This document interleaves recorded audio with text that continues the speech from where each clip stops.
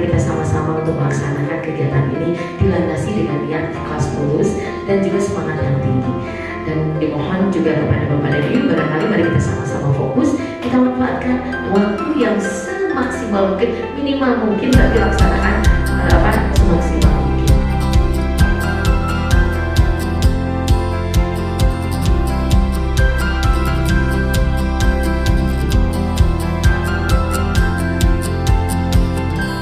Ajar. Dan satu hal, mungkin kalau modul ajar itu sudah ada loh semuanya ya, kecuali prakarya, Uni, tapi prakarya sudah dibuat, sudah ada. Waktu Bunda ikut kegiatan itu sudah ada, karena waktu kan IN prakarya dengan SBK sudah ada, kita sudah ada, sudah punya. Jadi nanti bisa adopsi itu aja. Nah, tapi kalau misalkan yang lain sudah ada modul-modulnya, contoh-contohnya, karena memang modulnya sudah dari semua mapel. Baik, itu saja barangkali Bapak dan Ibu. Baik, dengan atas izin Allah Subhanahu wa Ta'ala dan juga izin Bapak dan Ibu, maka kegiatan in-house training SMP Negeri 3 Cisarua Kabupaten Bandung Barat dengan tema meningkatkan profesionalisme guru untuk mengembangkan karakter siswa menuju implementasi kurikulum merdeka resmi dibuka. Terima kasih. Wabillahi taufiq wal hidayah. Enaknya 1, 2, 3, 4. Bunda akan bentuk 4 kelompok, akan berikan nama untuk 4 kelompok ini dengan nama bunga. Silakan sebutkan bunganya, bunga apa kelompok masing-masing. Hanya 3 detik kok. 1, 2, 3. Ini mawar, melati, mawar.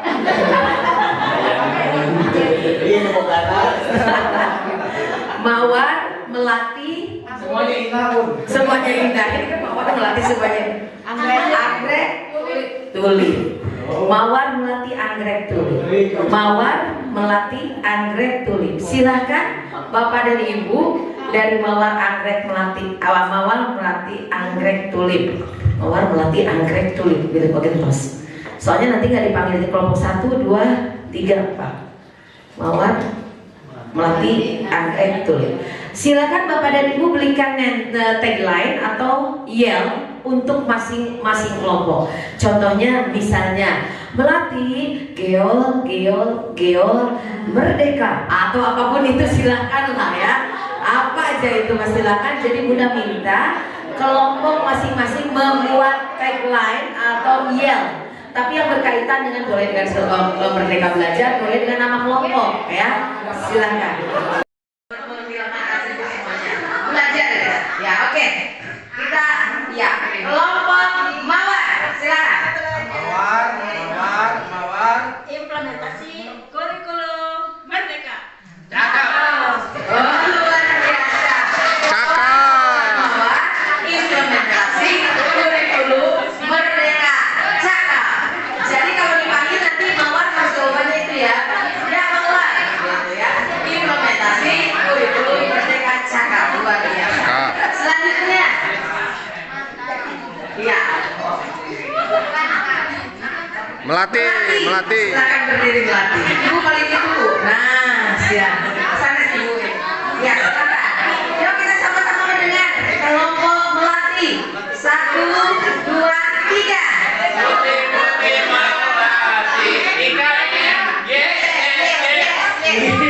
Sekali lagi lah kompak. Bu Ari, Bunda Ari, tolong yang kalian heboh, maka jangan yang mana ya. Oke. Silakan. Ulangi. Putih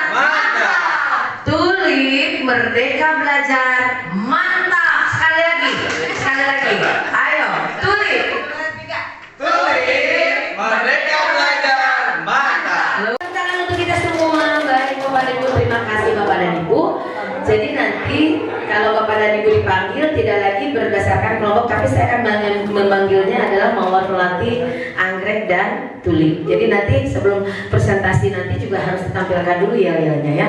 Makanya yang akan ke Bunda Ai mana yang terbaik di kesempatan kali ini, hadiahnya yang akan ke Bunda Ai.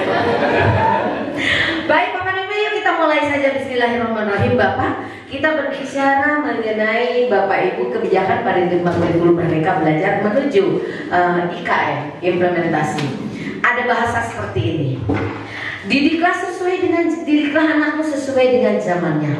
Sungguh mereka akan menghadapi masa depan yang berbeda dengan zamanmu. Setuju tidak? Setuju banget. Setuju banget. Alasannya apa, Bu? Karena kalau sekarang zamannya begini ya, nanti zamannya bisa berbeda lagi. Iya. Seperti dalam hal teknologi juga. Iya, jadi kita mendidik anak itu tidak boleh menyesuaikan paradigma lama. Pola pikir kita yang dulu diterapkan ke anak sekarang. Jadi kita memang harus menyesuaikan sesuai dengan kondisi anak. Didiklah anakmu sesuai zamanmu. Urang baheula meureun ke sekolah nggak jalan kaki. Mungkin zaman orang tua dulu bahkan mungkin tidak ada angkot. Tapi ternyata saat ini anak bisa berubah. Ada transportasi lain. Bagaimana proses pembelajaran juga? Ya mungkin cara lama kita beda dengan cara yang baru.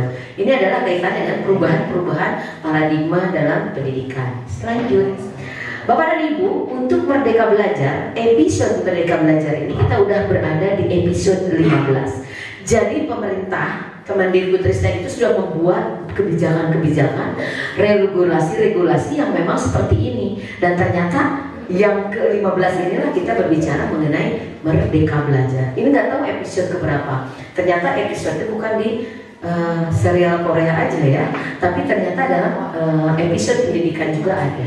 Dan yang ke-19 itu sekarang udah sampai 20. Episode 19 itu adalah tentang rapot mutu atau profil pendidikan. Jadi kita sudah melangkah ini agak mudah, jadi udah ada beberapa lagi episode. Baik Mbak, silakan. Bapak silakan simak, Bapak Ibu silakan simak. Sebagai pendidik, selama ini apa yang Bapak Ibu gunakan sebagai panduan dalam merencanakan belajar kepada murid? Silakan Tuli beri komentar. RPP. Silabus. Silakan Tuli RPP silabus. Untuk Mawar, silakan. Buku paket. Melati? Silabus. Silabus. Jadi sebagai pendidik selama ini apa yang Bapak Ibu gunakan sebagai panduan dalam merencanakan belajar kepada murid? Panduan yang utama dalam silabus, ada RPP, ada itu sebetulnya wadahnya yang sebenarnya itu apa? Yang ternyata tiap tahun itu ada berubah. Kurikulum. Jadi yang menjadi panduan sebetulnya itu adalah kurikulum. Kurikulum berubah otomatis tidak ada yang lainnya akan berubah. Silabus. Jadi kita jawab yang pertama ini adalah setuju kurikulum. Kurikulum kenapa? Oh, silabus juga boleh. Iya, tapi kan wadahnya kita di kurikulum. Next, silakan. Menurut Bapak Ibu, apa yang seharusnya menjadi alasan terhadap berubahnya sebuah kurikulum? Iya, siap untuk angkrek. Menurut Bapak Ibu, apa yang seharusnya menjadi alasan terhadap berubahnya sebuah kurikulum? Kurikulum tadi sudah ada perubahan. Kira-kira alasannya apa? Menurut Bapak dan Ibu? Untuk kemauan, katanya ada perubahan zaman, betul. Di samping itu apa lagi? Kemajuan teknologi. Ada lagi? Yang bisa merubah itu adalah lingkungan. Nah itu yang akhirnya kita ada diferensi. Terus apa lagi kira-kira? Tadi ada perubahan zaman, teknologi, lingkungan. Terus apa lagi kira-kira? Ada masukan lagi? Memang ketiga itulah yang menjadi yang dominan dalam perubahan kurikulum. Baik, Pak Lin. Selanjutnya, terakhir. Dari pengalaman mengajar mana yang lebih sering terjadi? Menyelesaikan materi terlebih dahulu atau mencapai tujuan yang ada dalam kurikulum? Bagaimana menurut Bapak dan Ibu? Silakan melantik.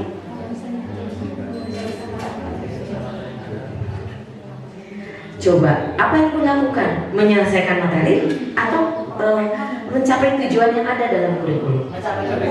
Yes. Jadi kita mencapai tujuan. Jadi tujuan itu memang harus di awal. Kita harus sampaikan kepada siswa, ya. Jadi kita materi akan selesai ketika tujuan juga sudah tercapai. Jadi kita harus tujuan dulu dong. Tujuan dulu disampaikan kepada peserta didik. Baik. Ternyata aplaus buat kita. 3 pertanyaan luar biasa baru kali ini nih. Yang lain agak mikir. Peran dan fungsi kurikulum. Peran yang kita ambil atasnya aja. Peran kurikulum yaitu sebagai pedoman dan acuan kita dalam pembelajaran. Kawalan dan kejawab. Itu yang bilangnya perannya. Jadi ke bawahnya itu ada 3 peranan kurikulum yang memang sebetulnya tergantung bagaimana kondisi dari suatu sekolah. Silakan Pak dilanjut. Nah Bapak dan Ibu, dalam pemulihan pembelajaran katanya ada 3 yang sekarang diberikan kebebasan terhadap sekolah untuk menentukan kurikulum.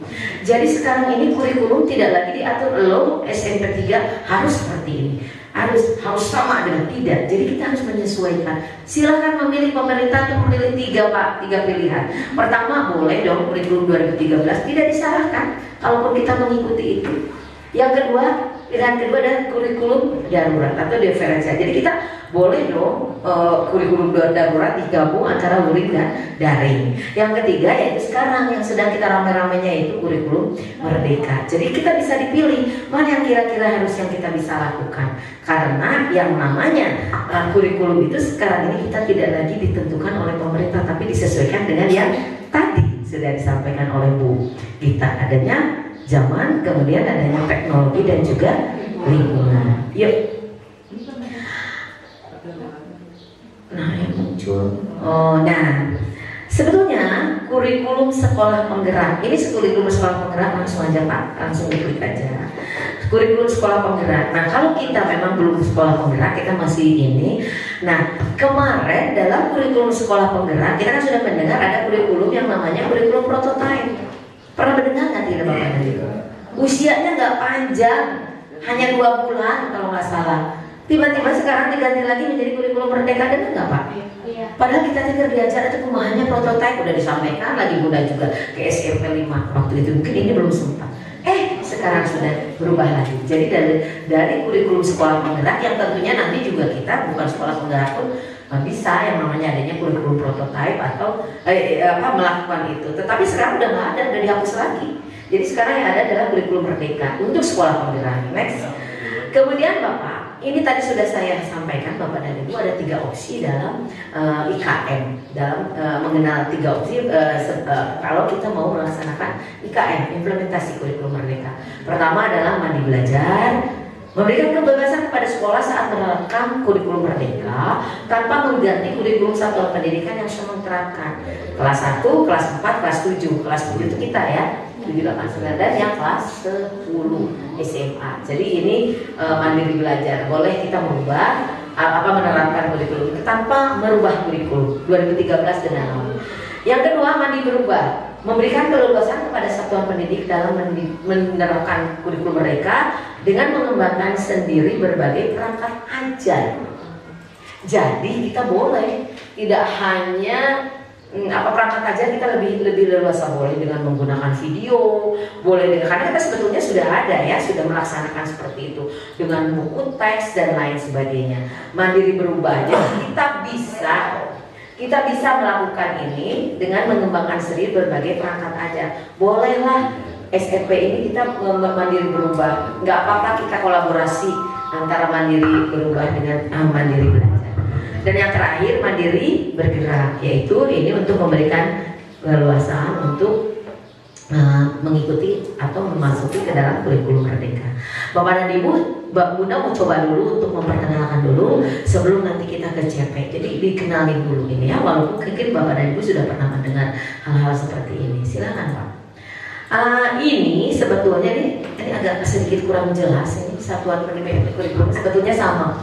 Ada yang sejak tahun 2021 itu katanya sudah diadakannya ada 2.500 sekolah penggerak yang sudah dicanangkan oleh pemerintah. Kemudian mulai tahun 2020 itu disiapkanlah setelah diambil 2.500 sekolah, akhirnya dibuatlah satu untuk mengimplementasikan kurikulum itu harus berdasarkan kesiapan masing-masing tadi. Kemudian menyiapkan juga angket yang akan membantu bagaimana prosesnya. Yang ketiga adalah pilihan yang ketiga adalah menerapkan beberapa bagian dari prinsip yang tadi sudah Bunda sebutkan sebelumnya. Lanjut aja Pak. Nah, kemudian ini yang namanya katanya mengatakan apa sih keuntungan dan keunggulan dari kurikulum Merdeka. Jadi kalau kita mengenal kurikulum Merdeka, katanya lebih sederhana dan mendalam. Fokus pada materi yang esensial. Yang esensial itu apa ya kita?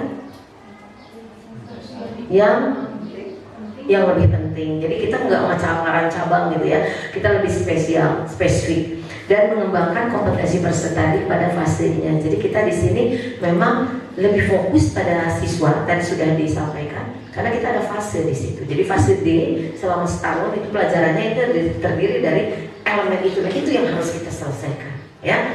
Nah, kemudian yang kedua, katanya keunggulan kurikulum Merdeka itu adalah lebih merdeka. Jadi bagi merdeka itu peserta didik, guru dan juga sekolah. Jadi peserta didik, kalau kita berbicara soal peserta didik kebebasan untuk menentukan itu di SMA. Di SMA sekarang itu kan anak-anak sudah bisa memilih sesuai dengan minat dan bakatnya. Tapi kalau di SMP nanti kita ada tes diagnosa ketika kemampuannya di mana anak lebih cenderung kemana. Kemudian untuk guru mengajar sesuai dengan perkembangan peserta didik. Jadi artinya begini, kalau kita berdasarkan fase itu, jadi kita memang disesuaikan bagaimana kondisi anak itu. Jadi tidak akan mencari-cari. Jadi permasalahan itu hanya berada di skop itu aja, di fase itu saja. Dan sekolah itu tadi memiliki kewenangan untuk mengembangkan dan mengelola kurikulum. Yang ketiga, bahwa lebih relevan dan interaktif katanya gitu ya.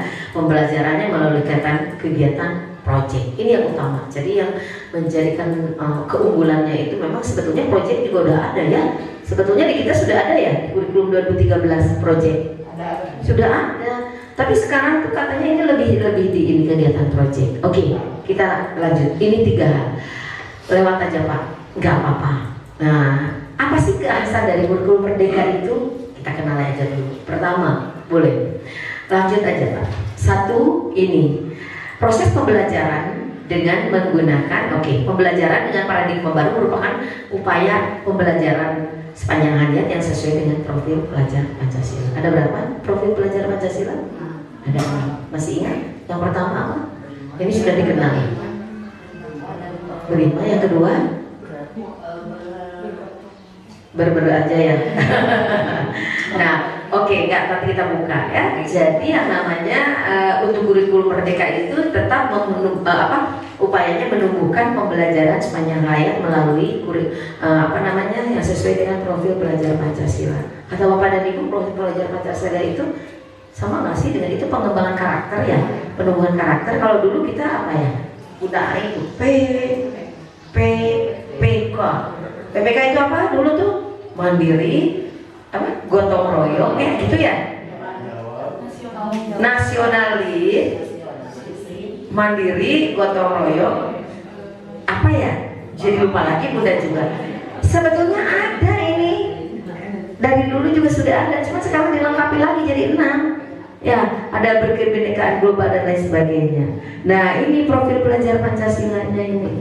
Jadi kita ada beriman takwa, sasarannya apa? Akhlak beragama itu ada itunya.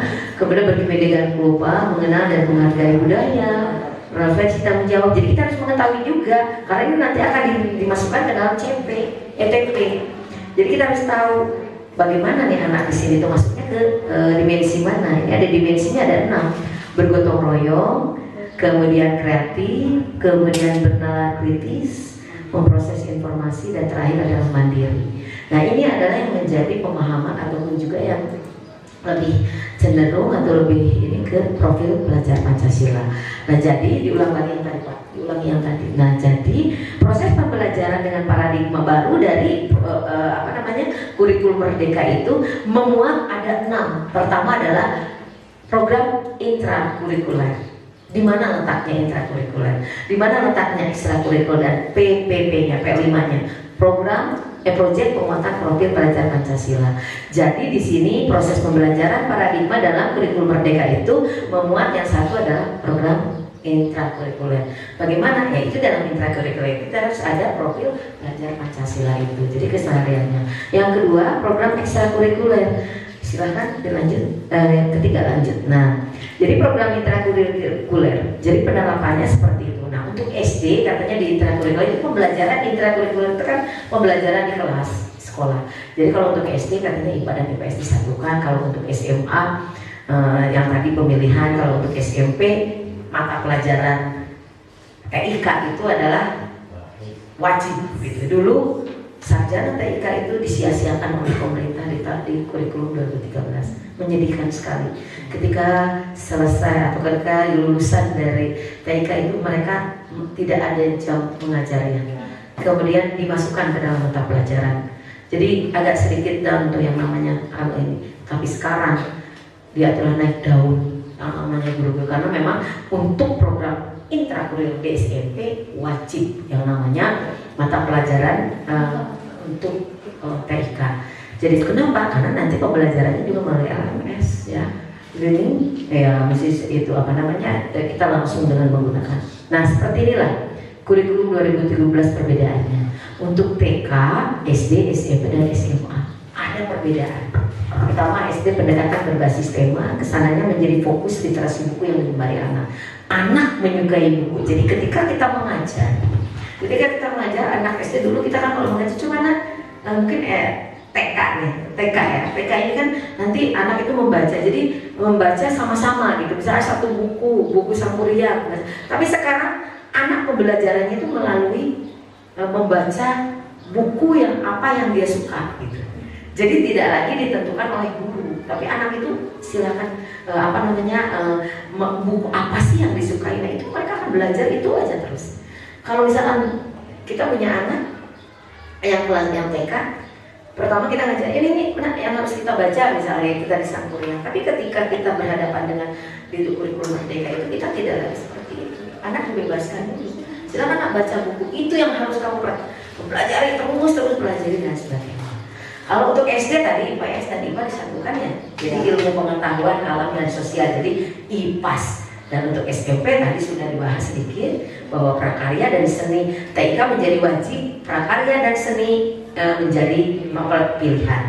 Ada pilihan, tetapi apakah sama nggak? Jadi bagaimana nanti prakarya dengan seni itu disatukan? Saya kan 2 jam, prakarya 2 jam, SBK 2 jam, seni 2 jam. Terus kalau misalkan nanti saya kaitannya dengan jumlah jam di sertifikasi, berarti ini gimana urutannya? Ini udah kebijakan lain Bapak dan Ibu. Jadi kita nggak usah khawatir. Tidak akan ada pengaruh terhadap guru prakarya dan seni yang memang sudah menjadi memiliki. Jadi tetap 2 jam ada perhitungannya. Jadi gimana memilih mau prakarya, mau seni atau mau prakarya? Jadi tetap gitu ya. Bu digabung aja nih Bu, boleh nggak digabung, dikolaborasi gitu. Ya kita kan memilih, nanti ada beberapa pilihan di kurikulum yang terakhir nanti ya, data terakhir. Nah untuk SMA seperti ini, menentukan peminatan pada kelas 11 karena perlu berkonsentrasi. Jadi nanti pada kelas 11, kelas 2 nya, anak itu ditentukannya. Ada nggak putra-putri ibu yang sudah peminatan di SMA? Belum ya, karena memang hanya beberapa sekolah. Jadi yang sekarang tahun sekarang kelas 10 sudah mulai ini SMA. Yang kemarin itu hanya pilihan.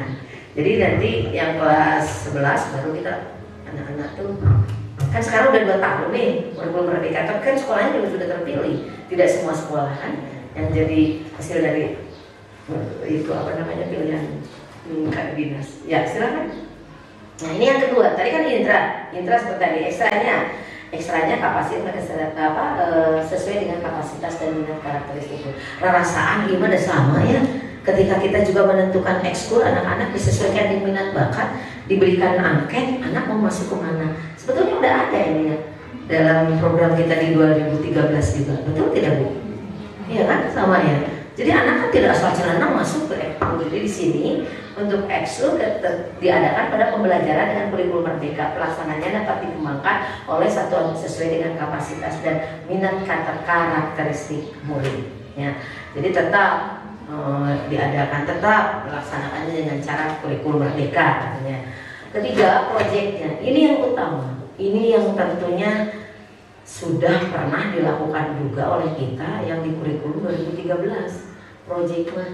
Sekarang juga udah ya Bunda? Baik. Bunda. Sudah ya. Sudah ada ya project, sudah ya ada. Iya sudah. Nah sekarang untuk project ini kegiatan mempunyai alokasi waktu sendiri dan tidak terikat dengan mata pelajaran apapun. Berfokus pada 6 dimensi profil belajar Pancasila. Jadi ini ditentukan oleh ini apa namanya alokasinya, apa namanya pemuatannya itu ada temanya gitu. Jadi kalau kita membuat proyeknya temanya seperti ini, gaya hidup, ada ini yang tujuh ini, kewirausahaan, berkarya dan lain sebagainya. Jadi terus sudah dikasih, sudah diberikan. Inilah harus seperti ini ya. Nah proyeknya. Nah, filenya bisa. iya bisa nanti dikasihkan. Kemudian boleh dong kalau bikin proyek itu gimana? Boleh gak gabung kita antara IPA dengan matematika ya boleh. Atau kita bentuk kelompok atau panitia atau tim gitu ya. Jadi kalau misalkan bahasa Indonesia kita bikin kelompok bahasa Indonesia ketuanya siapa gitu. Bahasa Sunda dengan bahasa dan disesuaikan dengan ini apa namanya mapel yang sesuai dengan berkaitan gitu. Jadi kita harus membentuk dulu panitia. Kalau nggak juga nggak apa-apa, tergantung gurunya. Tapi lebih tertib gitu biasanya membuat proyek. Dan proyek itu biasanya ada waktunya. Nanti kita ada alokasinya. Apakah bentuknya itu nanti proyek itu kan dilakukan itu ada. Kalau pernah ada yang membuat proyek di sini? Belum ya. Jadi proyek itu bisa kalau apa itu prakarya dengan SBK. Terus satu lagi apa ya? Olahraga PJOK itu sudah loh. Kalau prakarya itu sudah. Kalau ada proyek itu kan dia ditentukan berapa minggu harus sudah jadi. Misalkan membuat apa namanya ya? Apa? Kalau dari pengolahan apa Bu? Tapi kalau kerajinan misalkan membuat kerajinan dari sabun. Anak kan tidak selesai di situ kan anak bisa dikasih proyek sampai ke 3 berapa hari ya? Berapa minggu ya? Biasanya 3 minggu atau 4 minggu ya. Pengolahan apa Bu? Kita apa membakar? Pernah nggak Ibu? Bakar apa? Pisang itu. Oh yang saleh. Iya yang Yang saleh. Iya. Itu berapa lama Bu? Kurang lebih 1 bulanan. Iya 1 bulan. Ada. Nah kalau sekarang itu ditentukan kalau mereka. Kalau dari sini kita ada sistem waktu, sistem blok atau sistem bagaimana? Apakah memang untuk sekolah merdeka, untuk merdeka belajar itu kita nanti untuk kurikulum merdeka itu apakah 1 hari Sabtu aja misalkan, atau misalkan per 3 bulan gitu ya, atau per Senin sama hari apa gitu. Jadi nanti ada ketentuan waktunya. Ya lanjut aja Pak. Ke 5 dulu, ke proyeknya. Ke yang AMSA asesmen coba. Ini di project nih. Udah asesmen aja dulu. Ya, jadi kita ada waktu ini kan ada 4 tadi intra, ekstra, 5P, asesmen, kemudian alokasi waktu yang sudah ditentukan. Jadi ada 5 ya.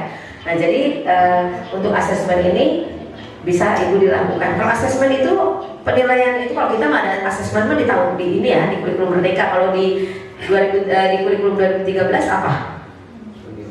Penilaian. Karena langkah-langkah 3 tujuan, kemudian apa? Langkah-langkah dan penilaian gitu ya dalam. Jadi kalau asesmen itu istilah dalam kurikulum merdeka. Asesmen merupakan proses pengumpulan dan pengolahan nilai. Jadi asesmen itu ada yang asesmen formatif dan sumatif. Kalau formatif kapan dilaksanakannya Bapak Ibu? Hah? Gimana aja? Jadi tak kedengaran Bunda. Format itu setelah proses penilaian selama KBM. Selama KBM, sebelum KBM atau proses selama KBM. Kalau sumatif setelah Akhir KBM. akhir KBM, silakan Ibu Pak asesmen. Jadi kita prosesnya seperti ini, asesmen untuk yang formatif, proses pembelajaran untuk yang sumatifnya adalah setelah asesmen sebagai evaluasi proses pembelajaran ya. Jadi ada S, for, dan off. Asesmen sebagai refleksi proses pembelajaran.